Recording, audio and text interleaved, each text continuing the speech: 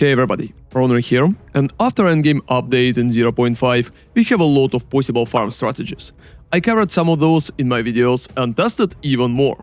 So in this video, I want to share a tier list that we created on one of the last streams, ranking almost all farming strategies I tried myself, plus sharing the reasoning for every placement. Hope that video can be helpful for you to determine what you want to farm yourself. Please feel free to subscribe to the channel if you appreciate farm-related content, and let's go. So, first off, before we are starting to talk about the farms, I believe that most of the farms that go high in the tier list should be both very profitable and very easy to do. The ones that are harder can be a little lower even if the amount of currency is similar. And obviously the strategies that are dropping the most in my opinion should go as high as possible. And let's start with the Wisp boxes. Wisp boxes at the moment is a strategy which you are using just to make your Wisp possess your boxes and trying to drop charms from them. In my opinion, right now is a pretty big gamba strategy, so chance to get anything good out of it is pretty low, and on average is barely boosting your loot. So hoping for a big loot, in my opinion, is just not worth it, and most of the time Wisps are going to provide absolutely nothing. So you will spend tremendous amount of time dropping nothing to hope to get a charm which will cost a few hundred divines. Considering that RNG for charms is pretty bad and Wisps by themselves is very annoying to do, I believe it's pretty justifiable to put it in the C tier, because right now I don't think that strategy is actually good to make currency. And the next one is Expedition Fishing. Expedition Fishing is just an expedition farm which could lead to a situation when you're trying to get a proper rumor to get Aldur saga and farming some divines in between. Expedition fishing been pretty decent, however it still relies very heavily on getting the correct rumor and dropping the Aldur saga which you can sell for about 25 divines. If your build is pretty fast, I believe the expedition fishing should be like higher B tier or maybe lower A tier at the moment. And if you're lucky, you can drop multiple good things and also get a pretty nice boss loot as well. So at the moment I'm going to put it at the end of A tier, closer maybe to the B. It's solid, but there are definitely better options, especially if your build is just very strong. And next option is 200% Delirium Breach. That strategy is just spamming Breach in general with 200% Delirium maps and getting as many rares for your Breach as possible, aiming for the raw loot for you. So I believe 200% Daily Breach is one of the best strategies at the moment to farm. It's a very solid S tier, it provides tremendous amount of currency, and it's the best way to utilize strong builds that can handle Delirium without a lot of issues.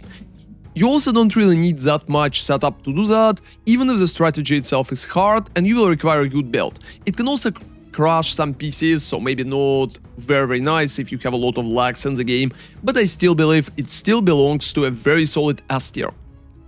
And next one is Delirium Emotions. At the moment, just rushing Deli in various variations, trying to force bosses to drop emotions is a solid option as well. However, it's again a pretty big gamba because only higher tier emotion costs anything, and there's no big chances for really big drop. So Delirium Emotions leads to a situation when you can't get something very big out of nothing.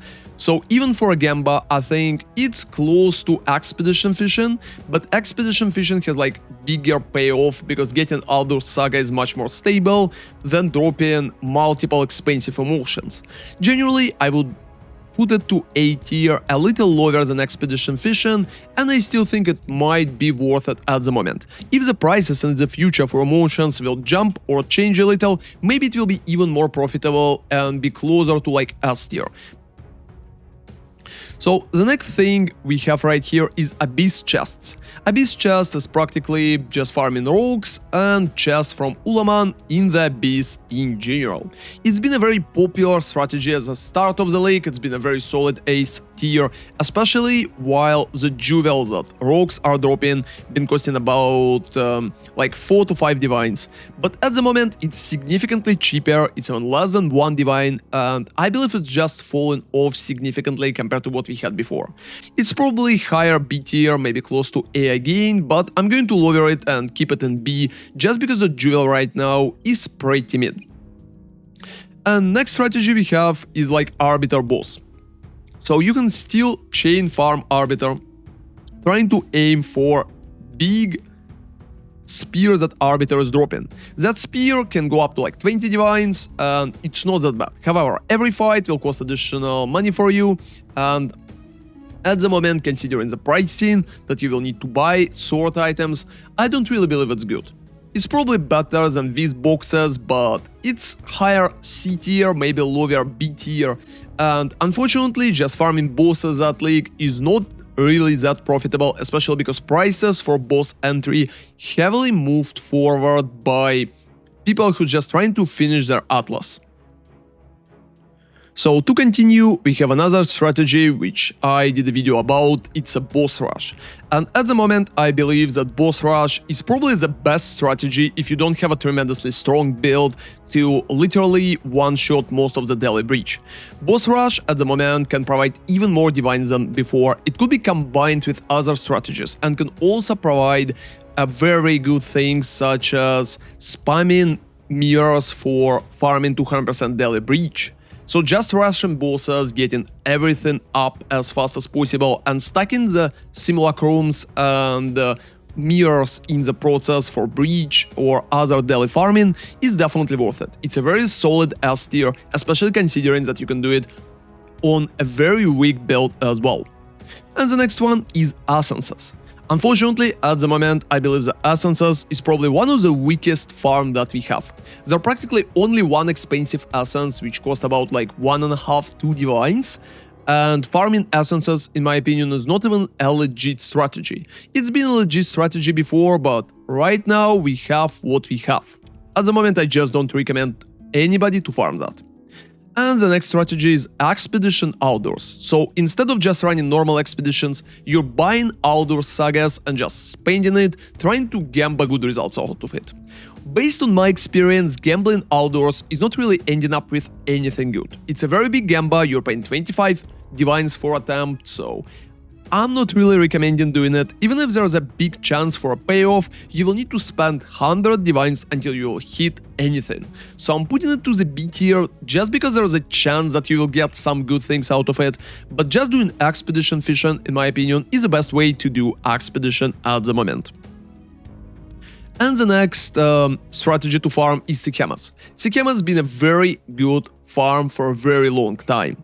I believe that even in the current league, if you're running Sekhemas very fast, it's still a very solid farm. The only reason why I don't think it's an S tier is because you need a lot of setup and you need a very specific build, so you need to complete Sekhemas in about 10 minutes to maximize your profit. That's why I'm putting it to A tier, but it's as close to S as possible, just because it can actually provide a very decent amount of big drops. So for next one, we have a Rings Breach. Rings Breach is very similar to what we had before, and you just farming as high possible waystones to get higher level breach rings, after that crafting them or selling them. I believe that at the moment it's better than Expedition Aldur, but probably around Abyss Chest or something very close to it. It's still kinda profitable, but to maximize it you will need to craft the rings, which is kinda time consuming.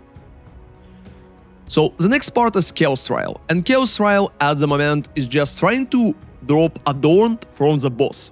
So that's a big gamble again, and with not such big chance to win. However, Adorned is still dropping and you're making some basic divines just running Chaos Trial itself. I might retest that in the future if the prices will change, but at the moment I believe that's about B tier, maybe lower A tier. So next up, what we have is Atziri Rush. And Atziri Rush is very solid. I believe it's kinda similar to the boss rush. You can set up big part of your Atlas and just do the temple while rushing Atziri non-stop. I believe that it's definitely worth to do, and at the moment it can provide a pretty decent amount of loot, so putting it to the A tier is probably worth it. If the prices will stay stable and maybe some parts of the Atziri loot will go up, it might even jump to S tier, but at the moment it's still A because I believe the basic boss rush might be even more profitable. However, there's also an option to combine Atziri rush with a few other strategies, such as like Delirium Emotions, for example, which can make it even better. Next one is Ritual City. Ritual City being literally one of the best MVP strategies across the whole league. You practically just farm in Ritual with multiple rerolls or without multiple rerolls tablets if you want to save some money. However, you're just doing it with Head of the King, you can do it in the cities with 4 tablets, and that way you can get tremendous amount of omens, chances for mage bloods, chances for headhunters, and other good uniques. At the moment, I'm absolutely sure it's like an S-tier strategy, even considering the prices for Ritual is kinda high and you also will need a pretty strong build. So the next one that we have right here is Temple Snake. Temple Snake at the moment providing tremendous amount of currency, but requires tremendous amount of setup as well. In my opinion, it should be at the end of the A tier, maybe at the start of the B tier, depending on how you look at the setup. If you care about setup a lot, I believe Temple should be B. If you don't care about that and you can spend some time in terms of how much it's dropping, it's like upper part of A. It reminds me of Sekhemas at some parts. But considering that GG can also nerf Temple Snake at any moment, they nerfed Temple multiple times before, I believe putting it to B is just like a pretty safe bet at the moment. So next option is Catalyst Breach. Catalyst Breach is still very solid just because of how much it currently costs to get a lot of different catalysts, especially Reavers, which go almost 3 per 1 divine. You can still just force it together with 200% Deli Breach or just force it as a separate strategy. It's pretty easy to do, you can do it very fast while also going through your Atlas, maybe combining it with even a Atziri Rush, for example. So I believe Cata Breach should be somewhere at the end of A tier, close to Chaos Trial, because you can still make money out of it, even if it's fallen out of grace slowly. And the next thing is Simulacrum Farming.